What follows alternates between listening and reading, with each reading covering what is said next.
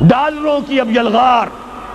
اب یہاں پر امریکی سرمایہ اور ڈالر چاہے مشرق سے آئے چاہے مغرب سے آئے وہ یہودیوں کا اعلی کار ہے. آپ نے اگر $1 نوٹ کا اگر کبھی نقشہ دیکھا ہو، اس کے اوپر جو سگنیا بنا ہوا ہے، جو نشان ہے، وہ کیا ہے؟ پیرامڈ، احرام مصر. یہ کن کے لیے اہمیت رکھتے ہیں؟ ہزارہا یہودیوں کا خون اور ان کی ہڈیاں ان پیرامڈز کے تلے دبی ہوئی. جب یہ احرام بنائے گئے تھے، یہ یہودی وہاں غلامی کے دور میں تھے، بیگار ان سے لی جا رہی تھی. بڑے بڑے پتھر جب گرتے تھے تو پسنے والے یہودی ہوتے تھے. یہ ان کی اپنی جیسے ہولوکاسٹ، جیسے انہوں نے اس کو اپنا سمبل بنایا ہوا ہے، اسی طریقے سے پیرامڈ، مصر کا پیرامڈ، یہ گویا کہ ان کے اس زوال کا ایک نشان ہے. اور اس پر ایک آنکھ بنی ہوئی ہے، ایک آنکھ، کان دجال کی آنکھ، وہ دیکھ رہی ہے. عجیب ہے یہ سمبل. نیچے لکھا ہوا ہے نووس آرڈو سکلورم، اور یہ در حقیقت 1776 جو نیچے لکھا ہوا ہے وہ رومن حروف کے اندر یہ 1776 ہے، جو میں بتا چکا ہوں آرڈر آف الومناٹی وساپ نے قائم کیا تھا. عام دنیا یہ سمجھتی ہے کہ شاید یہ امریکہ کا یوم آزادی ہے، سن آزادی ہے. 1 مئی اس آرڈر آف الومناٹی کی تاسیس 1 مئی کو ہوئی ہے. یہ 1 مئی جو منایا جاتا ہے، دھوکہ یہ دیا گیا ہے کہ یہ شکاگو کے جو مزدور ہیں ان کی یادگار ہے. حقیقت میں یہ 1 مئی اور 1776 آرڈر آف دی الومناٹی کی تاسیس کی تاریخ ہے. ڈالر میرے اس دیش کو ناپاک نہ کرنا. اور میں تو انہیں داد دیتا ہوں، جو کچھ انہوں نے، شاعر کہتے ہیں اس کو جو صاحب شعور ہے، اس صاحب شعور نے جو مشاہدہ کیا ہے کہ ڈالر آئے گا تو کیا آئے گا ہمارے ہاں. میری تو فکر کے اندر رچ بس گیا ہے. پاکستان کے بارے میں جب کہا تھا اے آندھیو سنبھل کے چلو اس دیار میں، امید کے چراغ جلائے ہوئے ہیں ہم. ہماری امیدوں کے چراغ ہے یہ. اسلام کا گہوارہ بننے والی ملک ہے یہ. اس کو ہم نے قائم کیا تھا اسلام کے لیے. یہ آندھیاں نہ چلیں.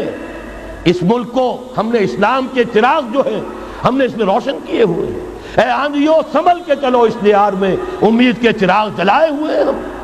بہرحال یہ تیسرا سیلاب ہے، ننگی سرمایہ داری، جس کی پھر لعنتیں ہوتی ہیں.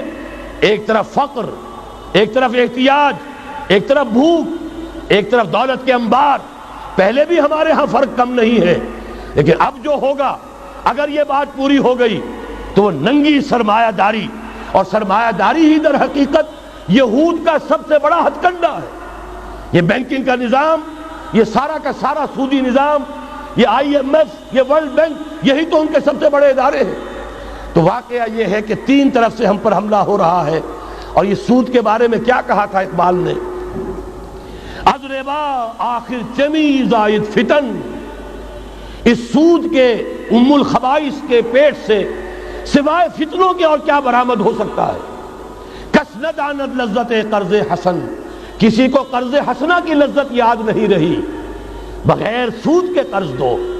تمہارے پاس فاضل رکھا ہوا ہے، کسی بھائی کو دو کہ وہ اپنی معاشی گاڑی کا پہیہ چلا لے، پھر اصل واپس لے لینا. اگر اتنی ہمت نہیں ہے کہ ان تصدقوا فهو خیر لکم، صدقہ ہی کر دو تو سب سے اچھا ہے. دے ہی ڈالو اپنا فاضل سرمایہ. یسألونک ماذا ينفقون قل العفو. مت رکھو اپنے پاس، یہ گندگی ہے. لیکن اگر بڑے ہی کم ہمت ہو تو کم سے کم قرض حسنہ دو، اپنی اصل رقم واپس لینا. کس ندانت قرضت لذت قرض حسن. از ربا جاں تیرا دل چو خشت و سنگ. اس لیے کہ سود کے ذریعے سے انسان کے اندر تاریکی پھیل جاتی ہے. دل جو ہے اینٹ کے مانند، پتھر کے مانند سخت ہو جاتا ہے، کٹھور. ثم قست قلوبکم فہی کالحجارۃ او اشد قسوہ. آدمی درندہ بے دندان و چنگ، اور انسان بغیر اس کے کہ بھیڑیوں والے دانت ہوں اور بھیڑیوں والے پنجے ہوں، بھیڑیا بن جاتا ہے. بہرحال اب کرنے کا کام کیا ہے اس کو سمجھیے. اس پوری صورتحال کا میں نے آپ کے سامنے نقشہ پیش کر دیا. ایک طرف مغرب سے نیو ورلڈ آرڈر، جو جیو ورلڈ آرڈر ہے، اس وقت کی سپریم پاور آن ارتھ، امریکہ کی سرپرستی میں بڑی تیزی کے ساتھ حملہ آور ہے. دوسری طرف وَمَكَرُوا وَمَكَرَ اللَّهُ وَاللَّهُ خَيْرُ الْمَاكِرِينَ۔ اللہ کو پامردی مومن پہ بھروسہ، ابلیس کو یورپ کی مشینوں کا سہارا۔